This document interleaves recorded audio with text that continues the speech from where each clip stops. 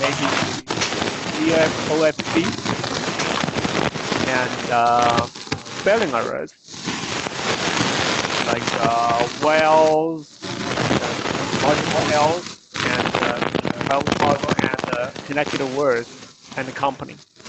Yeah. There are many ways of making that.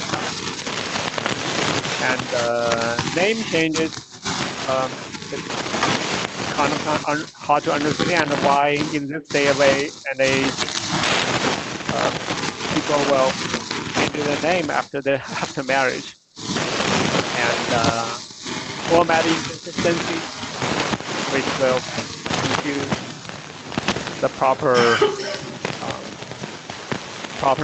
name of a particular person. So, and second source are some confusing or confusing names. Steptoe & Johnson, PLLC, is a very different one, law firm, compared with the Steptoe & Johnson, LLP. It's hard to believe, but it's what happened. Next one. And entity inconsistency. This is something that's very true. Law firms split and merge all the time. Now, when you have two law firms merge, and some customer want to find how many cases this new company involved in the last 10 years. How are you going to count? Are you going to count the component law firm in the past 10 years? Well, if they have a clean merge, that's also possible. But you never know, quite know what the user actually wants. Okay, what in his mind, what's considered as one firm. And it can also happen that during the merge, one of the component law firms actually split into two. One part joined this company, and the other part went independent.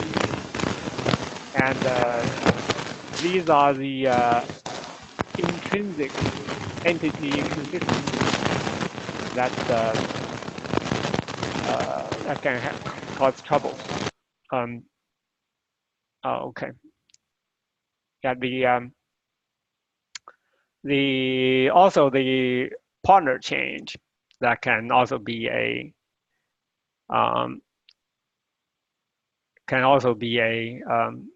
problem. So, how do you make, if a partner changes, the law firm name will also change. Is this considered to be the same law firm or not? Okay. Now the partner change all the time. So this is another source of entity inconsistency. And of course, entity complexity. That's when you will encounter like Wells Fargo and Company, Wells Fargo Bank, Wells Fargo Minnesota, Wells Fargo Financial. But if they just list Wells Fargo, which entity are they referring to? Is this inclusive of all of them, or just some subset, or just one of them? And these are the potential challenges. Okay. Now, let's get back one top. Okay. One of the situations that's misspelling, I want to let you guys see. One of the misspelling cases up there. Josh, can you go back one more there? Oops, yes. This is Philip DeLuca, and he's that's a very typical of a law firm. Oh, I'm sorry, the typical of an attorney, and this attorney in the court documents can appear in many of them, and these may look pretty similar, but they can cause trouble in correct identify. Okay, let's get back down. And our solution, well, we get as much data from as many sources as possible. The more data, the better. Okay, and then Youngsin, can you hear me? yes. Right, we had. Can you put? Hello. Hello. Go ahead, Johnson. Okay, sure. And we're trying to use as many methods. Every method we can use as possible, and we'll good old-fashioned pattern matching, the neural network, machine learning, and the last resort, human tagging. And also we'll try to normalize use multidimensional methods, like make use of all its relationships to law firms, attorneys, parties, address, phone number, etc., etc. And this can help us greatly in and identify situations that's well, let's see, go to the next one, next slide. Oops. Yeah. For example, canal gates, they are kind of merged together from multiple entities, and just using multidimensional normalization, it's possible to actually find that all these entities are related, and through this multidimensional normalization. Youngsin, can you hear me? This is yes. Roland. Sorry, we have audio problems. Can we turn on the volume of the speaker here? Just yeah. So Youngsin, we have to leave a little bit of time for discussion with the group. So I was hoping that you could just wrap up. Yeah, sure. I'm done right here. That's okay. Mm-hmm. Now we don't hear you anymore, and we have audio problems for some reason. I think it's the microphone in the room that people were complaining that they get static. So sorry, it's a little bit tricky today. No problem. We're wrapped up here. Can when we unmute the room, so now I probably just started again for everyone. When we mute the room, sorry, then it's okay for others. Right, but then we unmuted it and they said they could still hear us. Yeah. I think there was. Well, that's fine. I can try to keep it muted. The problem is this one won't mute. So, okay. Okay. So, so my question to you guys is, where do you guys place in this ecosystem? Can you hear us? Yes, Josh? I can hear you fine. This is Josh. Can you hear me? Yes. Yes. Yes or no? No. Yes, I can hear. Susan, is the AV folks coming? You unmuted, but I muted the mic in here because we were having. Oh, it's okay. We're getting help here from our team. So yeah, again, my apologies to everyone.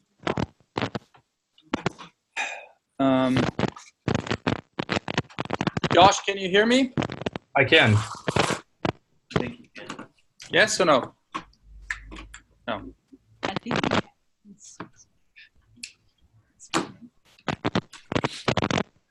I think. I can hear you.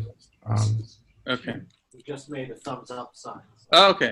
All right. So, so my question is, where do you guys place in this ecosystem of other companies that are trying to make public record data accessible?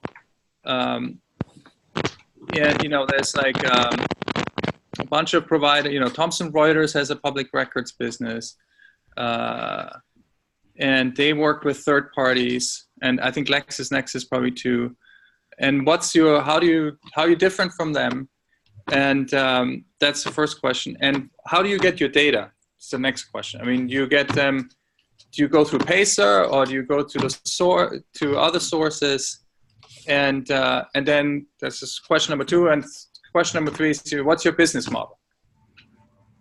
Sure. Can you hear me? Okay, Susan, can you turn up the volume again of the equipment? Thank you. Okay. And I'll turn Yeah. my. Can you hear me okay?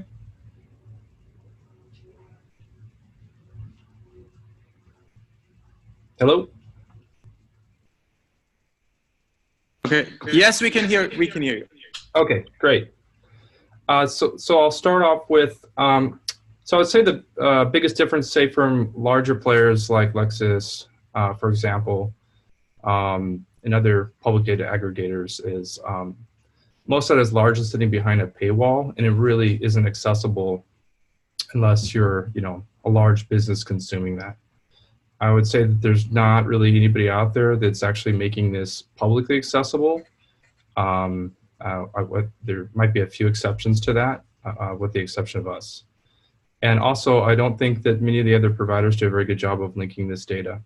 For example, if you wanted to see a law firm and all the cases they've ever handled and all the parties they've presented, and in what jurisdiction, what types of cases, and what types of motions they've filed, largely that is pretty much, if there is people doing it, but it's mainly sealed off in terms of not widely available.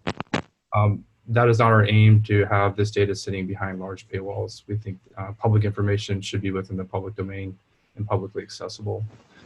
Second question is, we source our data from a lot of different sources. I'll maybe use one example.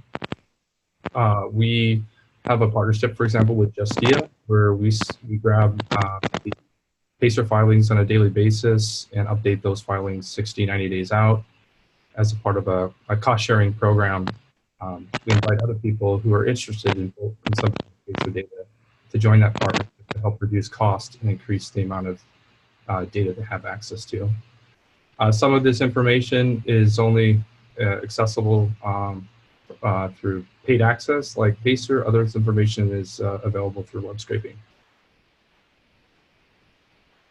Business model, we're mainly a SaaS model where anybody can sign up and get access to this information through a subscription-based, as well as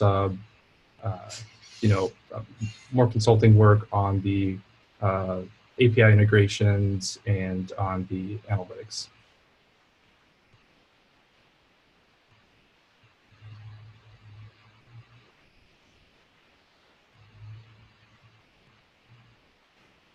Cannot hear you.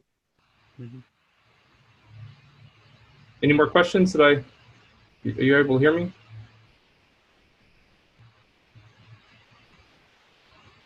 Hello?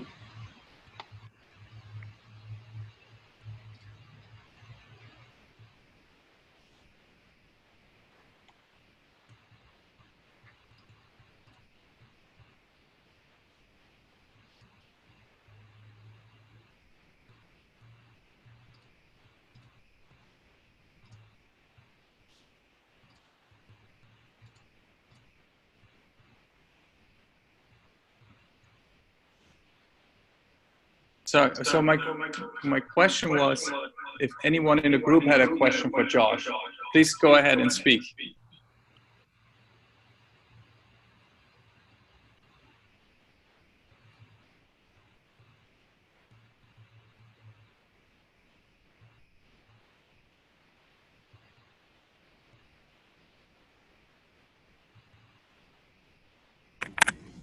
Hey, this is Mark Martson.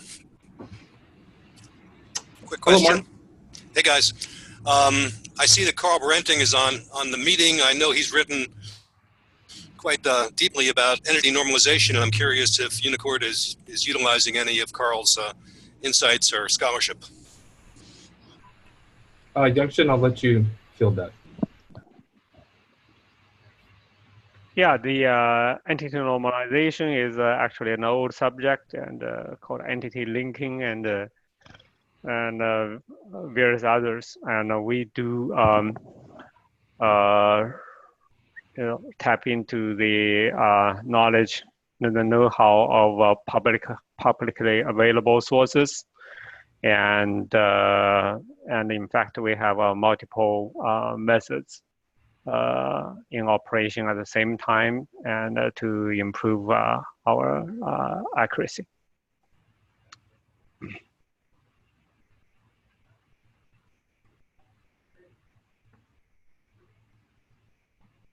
Yeah, actually, this is Carl Branting, and thank you, Mark. But Yeah. you know, the entity normalization and linking is it's a big field.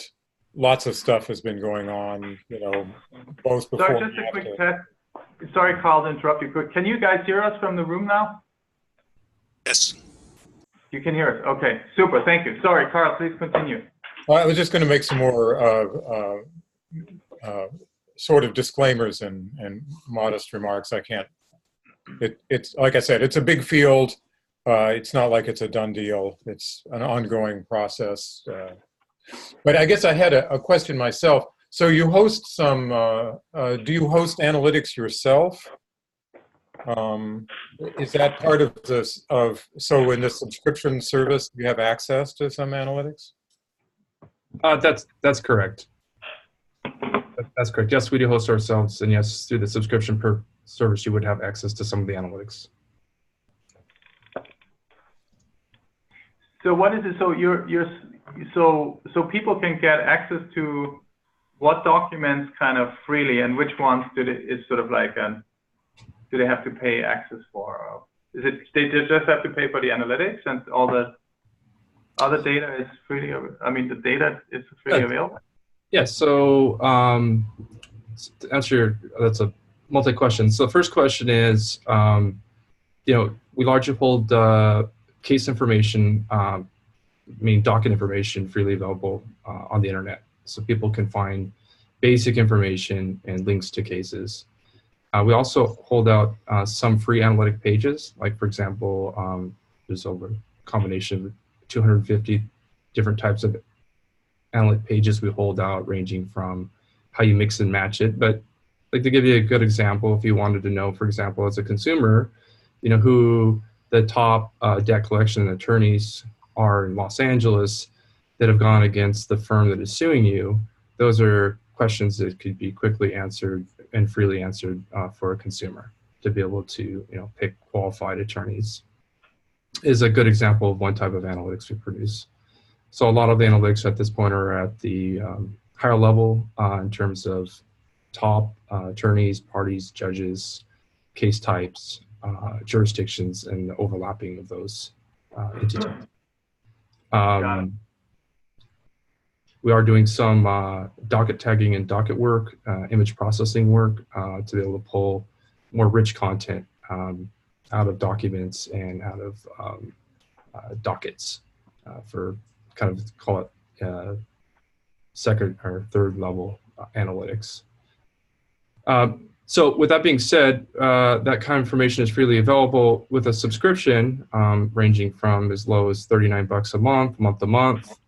A consumer or business could get access to court records, real-time updates, tracking, order documents. If the documents are free, we provide them for free. If they're been downloaded by other user, including our partnership with Justia and some of the other entities that are part of that partnership, that would also be freely available.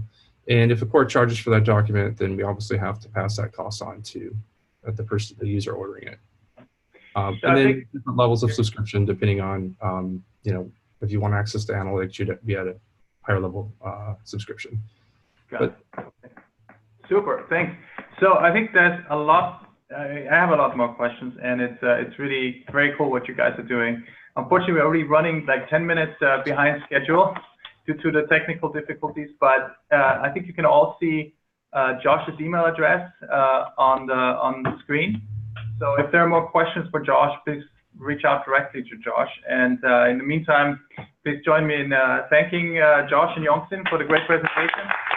Great to have you. Sorry for the technical difficulties, but stuff happens. So it's part of life. It is part of life, yeah. So sorry for that. Thanks for joining us again. And so let's turn it over to Smashdocs now, if we can. Are you guys there, Christian and Simon? Yes, we're Super. there. And Okay. all right, great. We can see a screen. Okay, we can see the screen. That's great. And you can hear me. That's And we'll awesome. probably, I think we should probably, so everyone gets about 20 minutes for presentation and conversation. I think we'll just go like just a little bit over our usual time today. Right. So please bear with us a little longer today. All right. All right. So please go ahead. So thanks for having the chance to present Smashtalks. This is smart word processing for lawyers. It's like Word, but just a lot easier and a lot faster. And to be honest, folks, if you think about word processing is like typewriters, right? This is what you had in mind. But it was really easy to write documents with a typewriter. So this is the first contract of the Beatles from 1961, by the way. And the only formatting was just underline. It was a really simple time where you could write documents, and that completely changed when Microsoft Word came into the market in 1983, and from that time on, no one needed any more typewriters. Of course, Microsoft Word developed and was further developed, and it looks like that. So lawyers are now designers. They can really make it looking nice, but everyone knows it's not that easy because you have like dozens and hundreds of formatting templates and chances to make something wrong. That's why a lot of people are freaking out if they have to draft and to write in Microsoft Word. And the first challenge is to make that easier. Second, in 1983, there was no email, there was no internet, there was no collaboration, but today it is. So people share documents with other people, which is quite easy because you send it out by email or you have a link and then you can work together. But to be honest, if you work together, it more or less feels like this, right?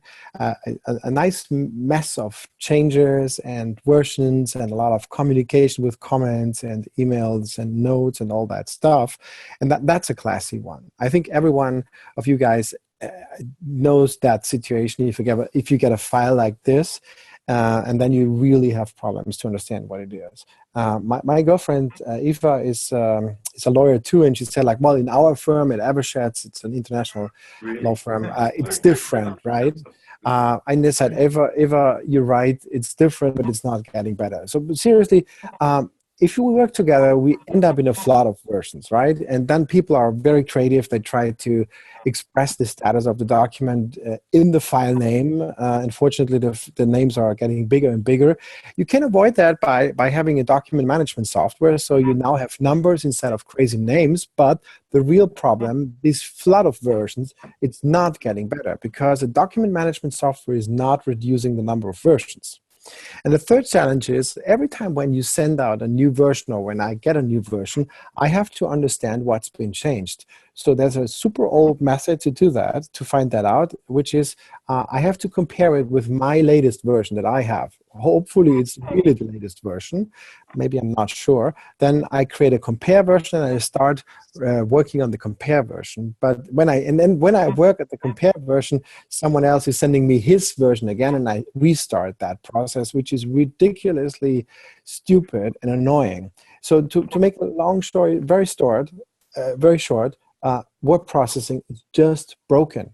Right? And you cannot fix it by just adding more software on top of it. It's like telling a horse, I want to fly right now. It's the wrong tool for the challenges that we have today. That is why we don't do it this way anymore, and we don't need that anymore.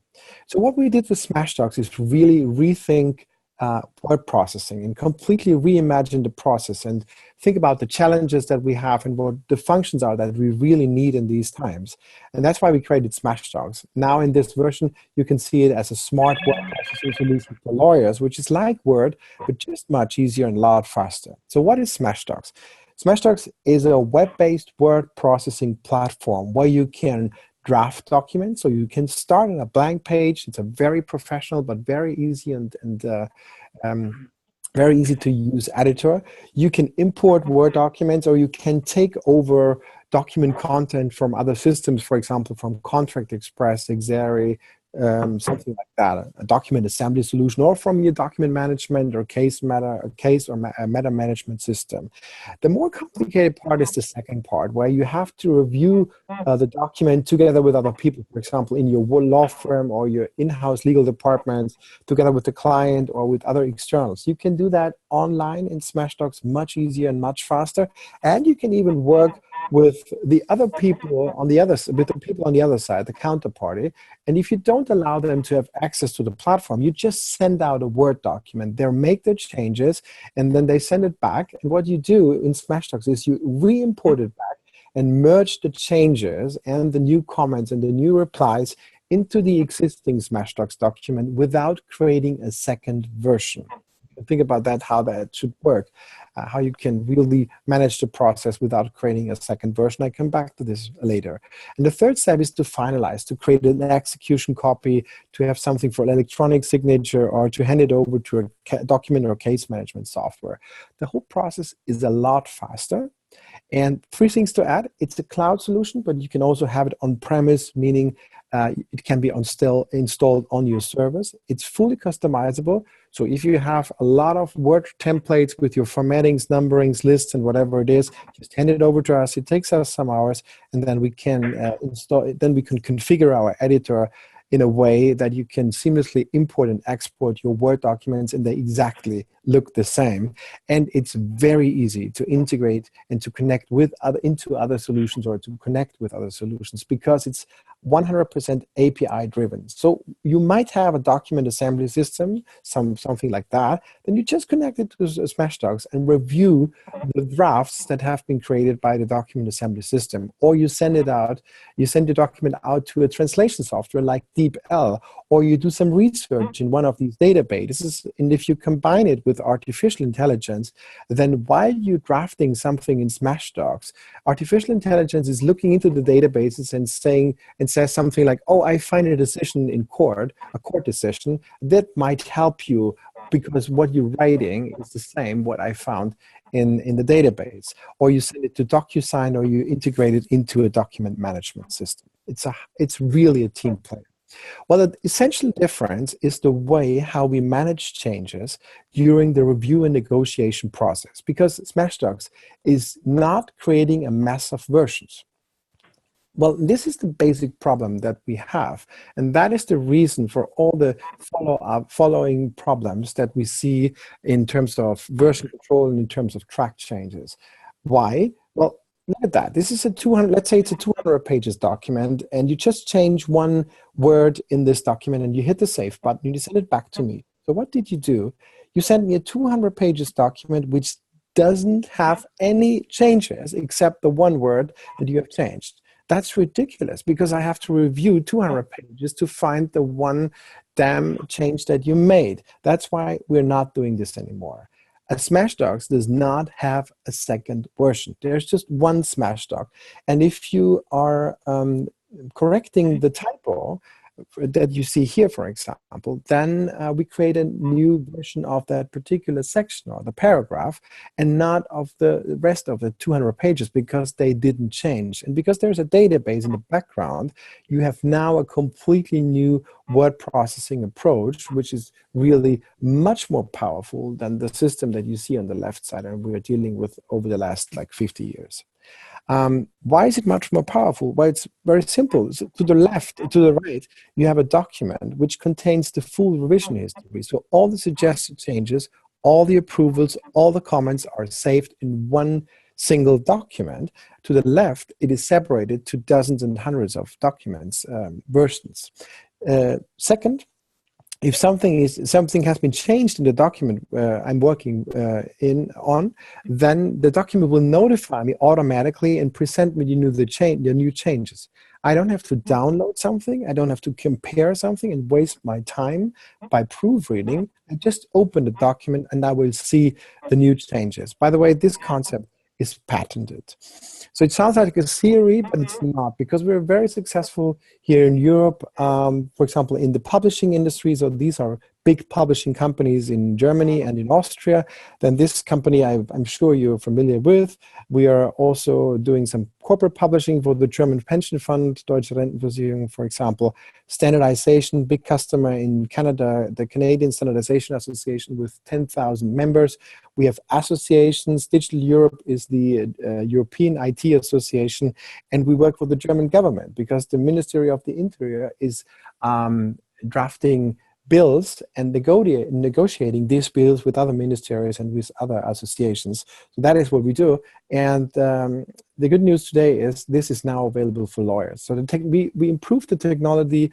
The technology, we further developed all the functionalities and made it special for lawyers, which makes their lives easier, faster, and safer than so far. And I think the best way that you understand how much more powerful it is compared to Microsoft Word or Google Docs is if you take a look at the Smashdocs.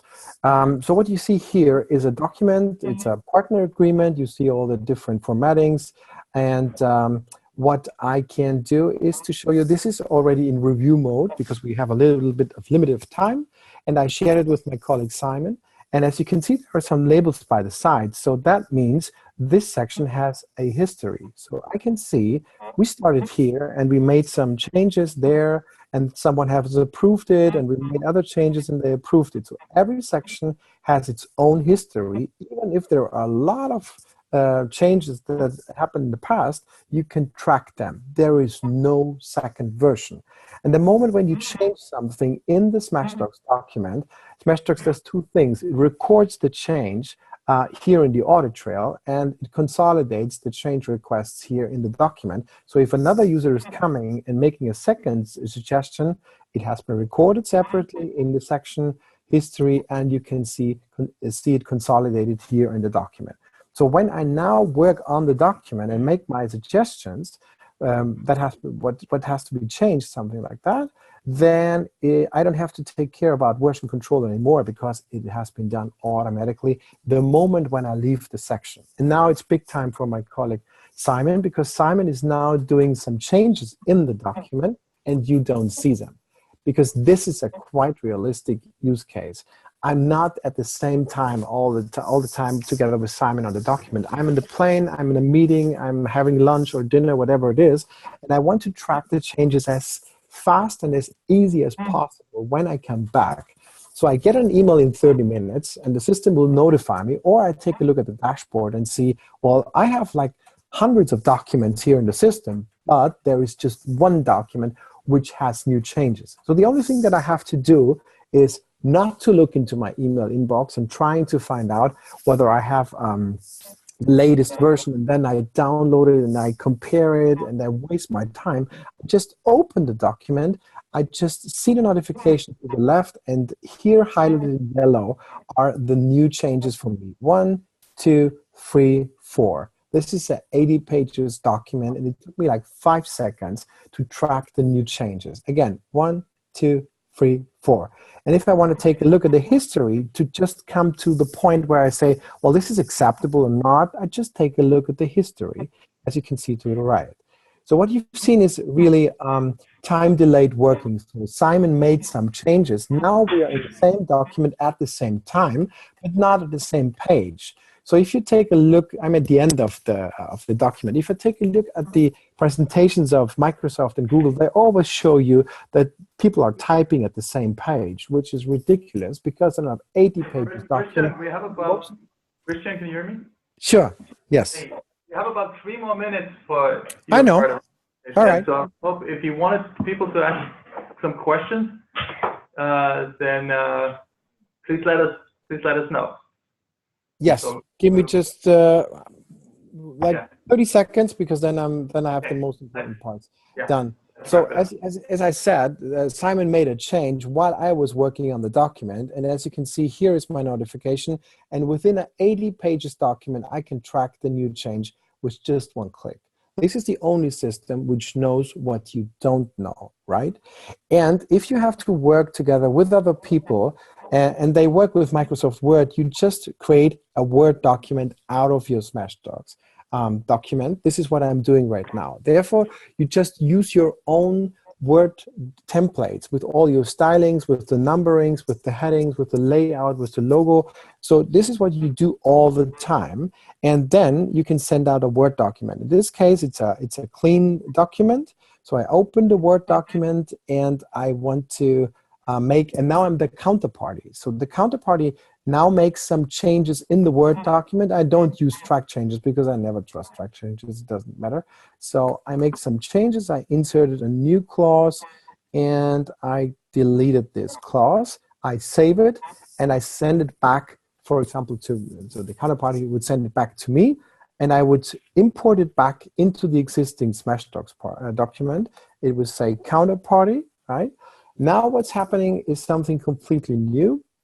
We're analyzing the changes between the Smashdocs document and the Word document. We will present it to you in a 2-column comparison view, and then we will merge it back into the existing Smashdocs document without creating a second version of the document. Whenever I change something, I can see it to the right. To the left, there's my original status in Smashdocs, including all the comments, but whenever I change something, I see it to the right.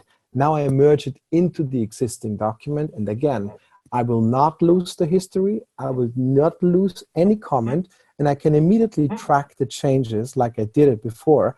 But these changes are coming from the outside. They come from the counterparty, while these changes already happened on the platform. So that's it for a quick overview of what Smashdocs is, making really making the work of lawyers really much faster and easier if it comes to word processing. So if you have any questions or need more information, just let me know right now. Christian, this is Susan, can you type your email into the chat so people can reach you if they have questions? Sure. Thank you. Can do that. All right, questions for Christian?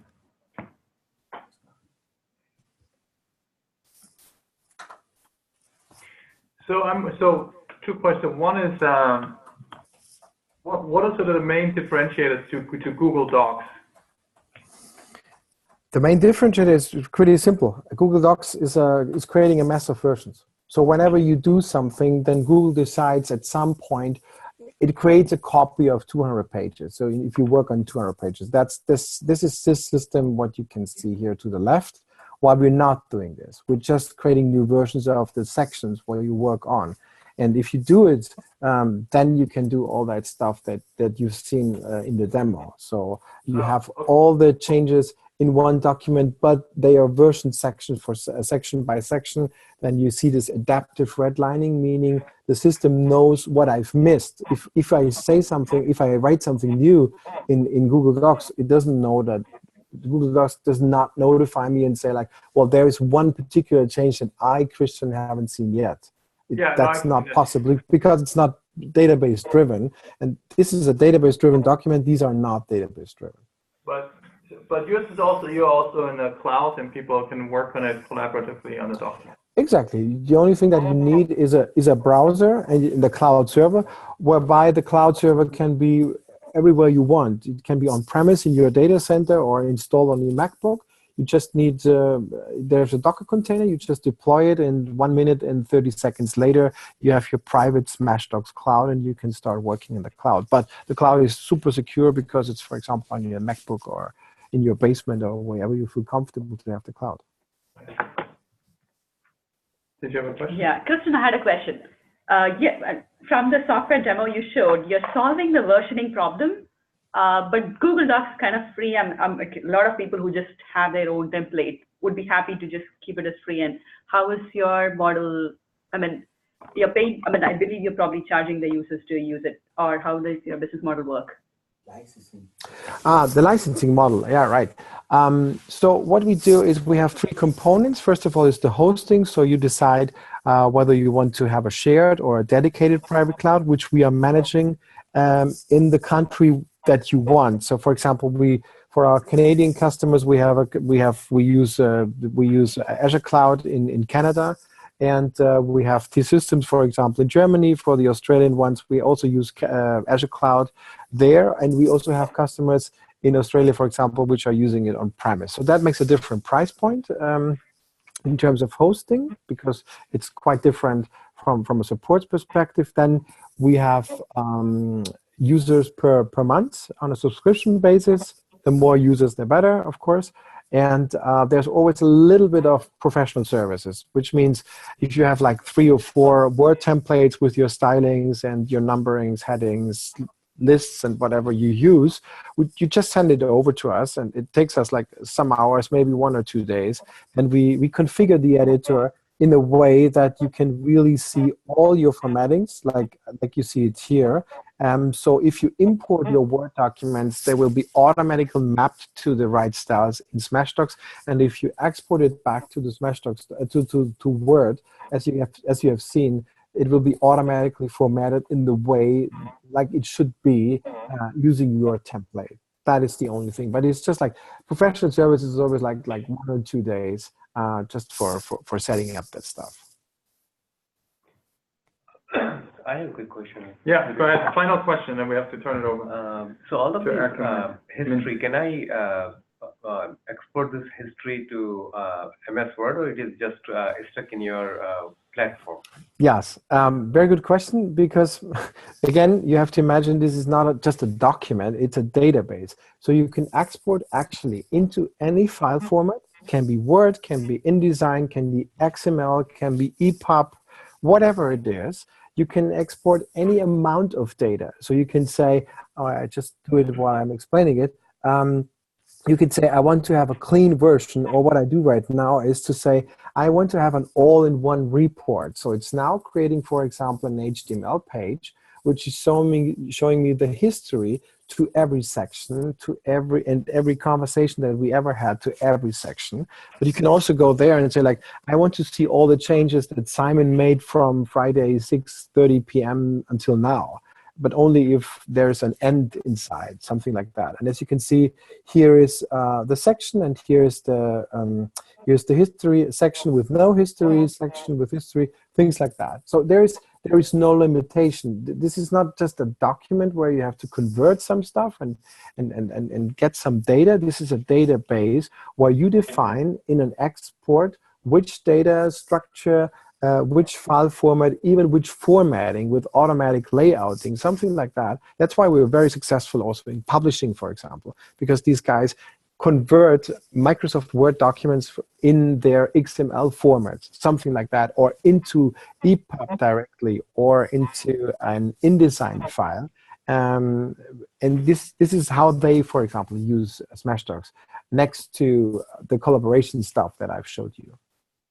All right, so we got to wrap it up here. Unfortunately, I'm sure there's more questions. If anyone in the group has more questions for Christian, please, or Simon, please send them an email. Their email addresses are in the chat. Thank you so much, Christian and Simon. Thank you for joining us. Thank you. You're welcome. Thanks a lot for having us. Thank you. Thank you. Yeah, thank you. It's been great. And now over to Peter and Agreement. Agreement with an I. With what? Mint. Mint, yeah. Well, I don't know. Agreement. Okay, sorry. I'm struggling.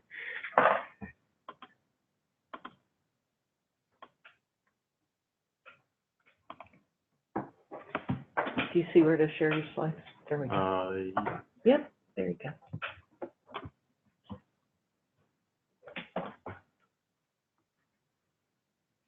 Perfect. Okay.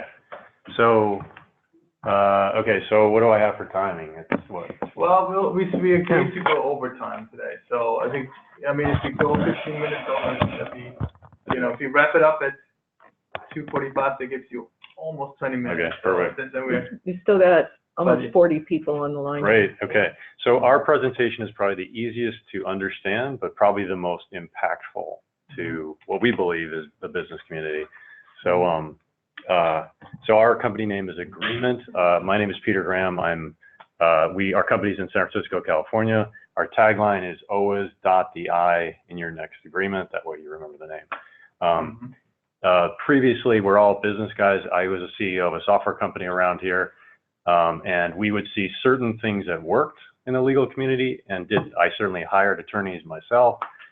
So this business idea that we came up with was largely to solve things that we saw in the market, and we've been testing and trialing this out in the market.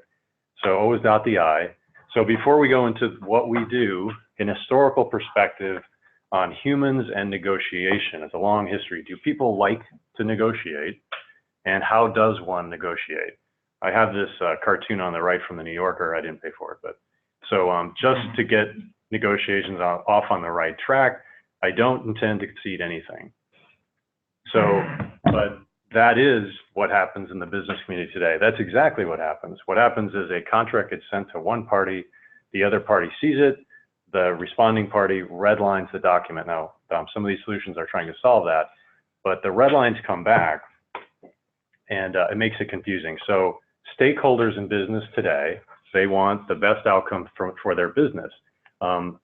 They want to negotiate, but they don't want to spend a ton of time in negotiation. In particular, as a business owner, I don't want to have one of my most expensive resources, which is our attorney, you know, working on something for the next 6 months. If I could actually shorten that time or find ways to shorten that time, I'm all for that, especially if I can get a good result out of that. So process, though, is stuck in this 1990s, what we call red line hell. And every time we say this, red line hell, every conference we go, they say, I know exactly what you're talking about. So they do. They see a bunch of red lines. Documentation is one-dimensional. I have no idea when I see this plate of red lines what the important red line is versus the non-important red line, or what's negotiable. I have no idea. So what we're trying to say is that a company of agreement is sort of like a 3D legal zoom, if you will. It gives you more contextual information of what's the important red line, what's the tradable red line. Negotiation patterns, and the same thing what we found in business, they're not typically being reused. I know there's solutions for this in the market, but they don't typically get reused. A lot of times custom language is being written in. And so a business owner like us is the more custom language that's being thrown in contracts makes it extremely difficult to know exactly what's going on in that company. If the average corporation has 10,000 contracts, 40,000 contracts, and all of them are custom written or custom written context, for a business owner that's trying to invest in my company, they have no idea the exposure because they got to read all these contracts. Now, certainly that's great for the legal community because you have to read a lot of contracts, but for the business owner, it makes the time to get to an answer long. So 80% today to get a business deal closed is due to negotiation. Some people would say lawyering up or over lawyering up a contract. The solution we have is to solve that particular problem. That's what we're here for. We presented this in the market and we're getting a really good reception to that. So here's how it works, and this is why I say our presentation is the simplest to understand, is that this is a two-party SaaS solution. So in order for this to work, both parties have to log into our SaaS software. First, they set, you can't see this, but so first they set their preferences of what they want in this contract. There's sort of a low, medium, high for a particular provision. They set those preferences. Now the key thing here is we force user to stack rank those preferences. So they have to drag things up, drag things down based on what is most important to that company. These stack ranking is private. We don't share that to the other party. It's just shared to the AI bot that's sitting and watching these two negotiation patterns. When we get these two positions, we're able to generate a result that's very close to what they would have negotiated, but in far less time. So for a business owner, we love this. In particular, businesses like it for their basic, very routine contracts.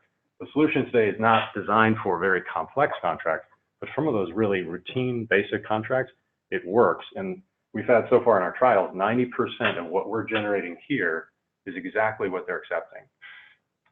So I can pause there if there's a question on that, but I'll. Well, does it presuppose that the actual negotiation happens through the exchange of the different documents? That's really where the negotiation happens. Through I send you a document, you send me a document with a different clause, and that's really the actual negotiation.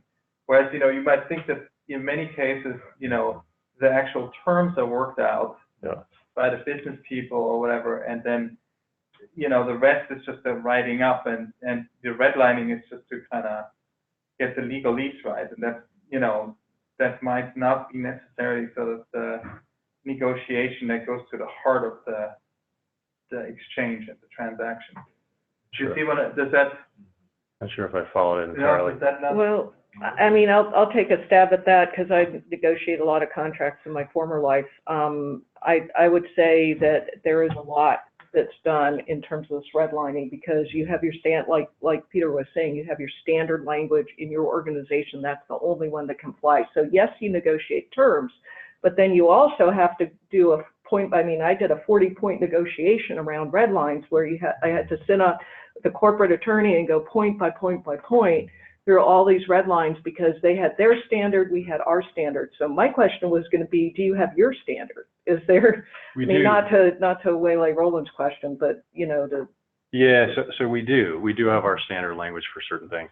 So the next phase of this is that you can, you know, you can rank things that are custom provisions as well. That is something you can do. That's the next phase of this. You know, since we're a new company, we're going to the market to solve the most common negotiated B2B contract, which is a non-disclosure agreement, believe it or not. The terms of that are negotiated all the time. And so for a business owner, spending, you know, the next, you know, 60 days, you know, they say $10,000 on every non-disclosure agreement. In particular, my business, we're spending that, is difficult to swallow because we can't really quantify a number to that. So, but the same provisions were being negotiated all the time. And so we went after getting ourselves into the market, just solving that particular problem. The next most common agreement is a professional services agreement where you're contract for hire. But to your point of negotiating terms of pricing and things like that, this isn't really meant to do that, although that's the next phase of what we're doing. It's meant to solve some of the most common thing like liability protection, the term of the agreement itself, some of the more things that specifically go to the attorney to negotiate. So I don't know if that... No, I can see you.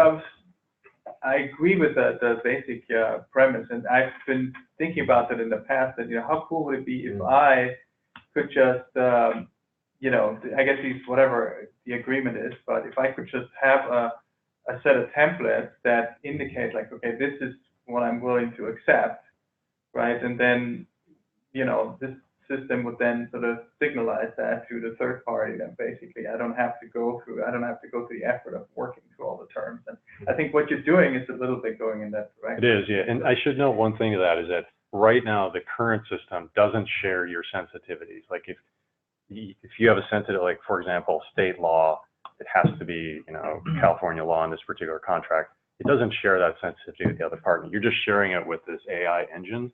And so if the sensitivity on the other side is New York law, they also rank that number one on the other side. Then you kind of at a loggerhead. You guys both want something really important. You both stack rank that number one. It may come back and spit back, hey, just settle on Delaware, because that's what we've seen a lion's share of the agreement settle on. They pick something right in that middle. That's sort of what's going on in the software. So you had a question. Is the business model essentially trying to, let's be candid, cut out law firms who want to, my experience, you offer, it's really about who offers their version of it. Yeah, really, it's like who goes first, and it often is who goes first. So this, to a business owner, it's like, we actually are more concerned about the actual terms, and we like you as counsel, but we're not interested in like your doc or their doc version of something that's very, very similar. Is that what the business model essentially is, without sharing it with all the law firms in the world? Is that where you see the inefficiencies? Yeah, I don't know if you want to. I don't know if that's maybe I'm overstating. Yeah, just real quick. So Paul Fund is a co-founder. He's actually a doctorate here at Stanford. So he went to school here. So he's also the co-founder in the company. No, thank you. So if I understand, yeah, we don't want to necessarily pay for a law firm's version. This is intended especially for contracts that are pretty standardized in the market, where there's not that much variation of substance. So we've put together our standard templates with a few areas of variation that kind of represents the majority of what's happening, let's say with NDAs in this case, in the market. So a business owner would say, oh, that's good, we'll go with this that's right. software instead of, and then essentially have one fewer billable line on their law firm's contract. That's right. Yeah. Exactly, and try to standardize some legal language around commonly used contracts as well. Cool. I'm a little unclear here. Having seen a day-long conference yesterday online with MIT's on robotic systems with blockchain, there's certainly thinking in terms of robots making decisions around smart contracts, robots being rewarded, robots, you know, how would this influence the blockchain development? So where does the human element play in here? Or are these all algorithms on one side speaking with algorithms on another side? Or am I, as a potential party to a transaction, choosing from three choices, and is a lawyer on the other side choosing from three choices and letting AI inform those more? Can you add? Yeah. So, but I want to note one thing is that going into the market, and we realize, so like I said, we're business owners that have been in the tech industry for a while. The market is not ready for the machine to do your negotiation for you. No way. That's just too sensitive. But the machine is here. With the machine is recommending something. And so some people say, is the machine practicing law now? That could be a question. So the machine is generating a suggestion to both parties. They don't have to accept it. So what we're saying is, all we're trying to do is squish the amount of time that typically is just a flat red line into something more contextual. So it's shrinkens the time. So most cases, what we're generating, the two parties are accepting it. But in the software, and we can do a demo of that, they can override AI immediately. They can just. Sorry. So let me help clarify a little bit. So where does the AI come in here? So the two parties are separately, we're acting as a trusted third party. The two parties to the contract are telling us what do they want in the contract and what are the most important items to them in the contract. Using that, we feed that information into our AI engine. And we're basically the AI, so we're predicting, we're trying to compute, if they went ahead and negotiated, what contract would be the end result of that 1 month or 2 month long negotiation. And we're using the AI to compute that instantly and say, here's the contract, this is what a fair negotiation would result in. If I can add, sorry. If I can just add that the human element is the users, as a user, you get to choose your preferences. You put input the element, then the AI takes over. So that's where we're trying to make, it's not an automatic AI generated contract. You're trying to set what it means for me to set up, these are my top 5 preferences. You kind of get to rank their preferences and then you step back. If in the previous startup, they said they were solving the versioning problem, not necessarily the review negotiation, but here we're trying to solve the negotiation problem, right? The actual over lawyering of how this is getting generated. So, but you still input the preferences to the AI. I hope it answers that, right? Super interesting, this provocative. Where does the trusted company keep this, what could be potentially extremely valuable strategic data for each of these companies coming in? It's like, these are my priorities, this is what I see. It's hidden from the other side, but not from the company. Not to like, but that is the question right now, and broadly speaking with tech. So where do we keep it? Hey guys, this is Paul Lippy. I think this is a really cool application. I have a fair amount of history in this area. Let me make 2 suggestions. One, if you were spending $10,000 on an NDA before, that was just bad. But this isn't the solution to that. I think that would be a misalignment of understanding. I think you'd want to think about applying this for much more complex agreements, like an M&A agreement. And the second thing is, you're going to find it's very, very difficult for all the reasons that people futz around. You won't find that many people are willing to express their preferences up front, although obviously at some level the preferences are implicit and get expressed over time. But there are other ways that this kind of approach can achieve, faster time to resolution. So I'm not saying that's not the right thing to do, but I would encourage you to think about more complex agreements and sort of higher value scenarios. Yeah, that's good feedback. What's your name, by the way? Paul Lippy. Paul Lippy. Okay. Yeah, good. We can follow up on that after. So but that is good feedback, and I don't think we answered your question. Did we? No. Okay. So the security, where basically is the knowledge of the strategy from the parties. Yeah. So captured by through your data. Yeah. So as far as like security of data, a lot of people ask that. The enterprise, hey, this is very sensitive data. How are you protecting that? So I should note that our CTO is not here. He's all came from the security space, so he's obviously doing a lot of work in that area to protect that. But the one thing I didn't find, and we should note that when we talk to, and we have a slide on who's using it today. So So these are companies that we've already done the pitch. Hey, you guys willing to roll this out from Fortune 500 down to small business? And we're like, okay, this is exactly what we could use for what we said, NDAs and simple contracts. But in their case, they were willing to share that information so that if you in the future are doing negotiation with Honeywell, it'll share information to say, hey, these provisions, they never budge on. You're wasting your time. So they're okay with that because it gets that position out faster. So, and so we didn't know for sure if they were willing to share us that information, but they are, because my background is B2B, and that's all I've done is working with these people.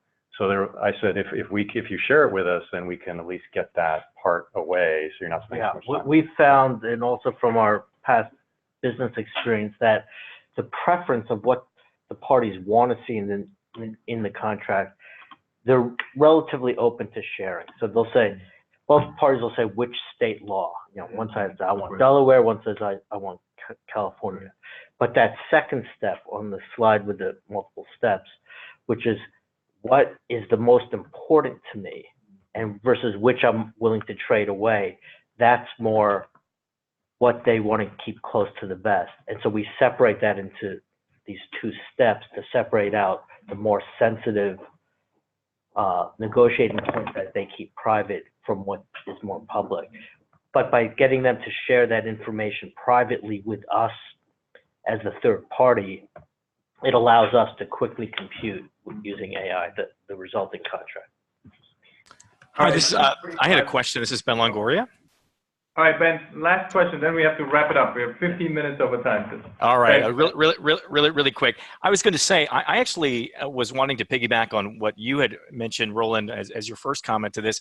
I really don't see this being applied too much for contracts, even complex contracts. I think it would be, I think, very difficult. But what I do see a lot of potential in this for is employment negotiations. Putting the business terms out there, and a business putting in kind of what they're flexible, maybe work from home, flexible schedule, pay, location, office, and letting the prospective employee kind of put their preferences on there, and you as a middleman being able to kind of rank those and come up with the perfect term sheet to match the employer with what the employee is trying to propose. I think that could be very interesting, and I was wondering if you had thought about exploring something like that instead of trying to get bogged down with the legalese of specific contracts, which can kind of, you know, limit your scope and also maybe too complex to load into your system. Yeah, that's good. I'm sorry, your name was?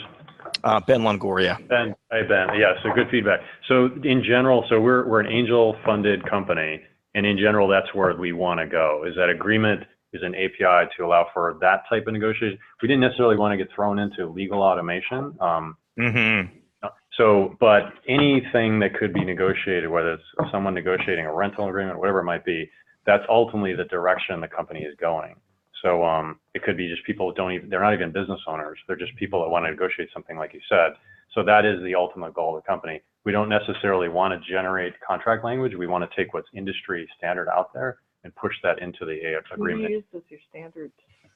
So we do have a lawyer on staff that we basically have one lawyer on staff, and then we've also have lawyers as advisors in the company. And so we generated a bunch of agreements, and we said, hey, does this look right? And then so each one of them said, well, yes, no, and there's some arguments between them. So it's your own generated standard. Right now it's our own generated, but we went back to these companies to say, does this look like it matches your standard too? In most cases it did. There were some extreme provisions for some of these that came up. Now for all these companies here, they may have different provisions that they'll prefer. And so that's where that box comes in, that they would say, hey, you're working with Honeywell. They're not going to, they want this particular provision in the contract. So that's where that box comes in.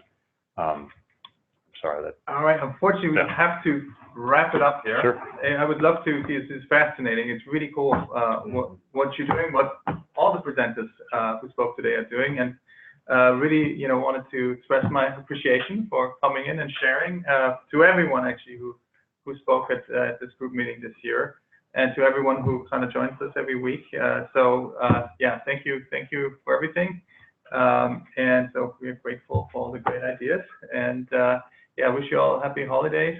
And so your contact info is there. All right, so anyone wants to reach Peter, here's his email.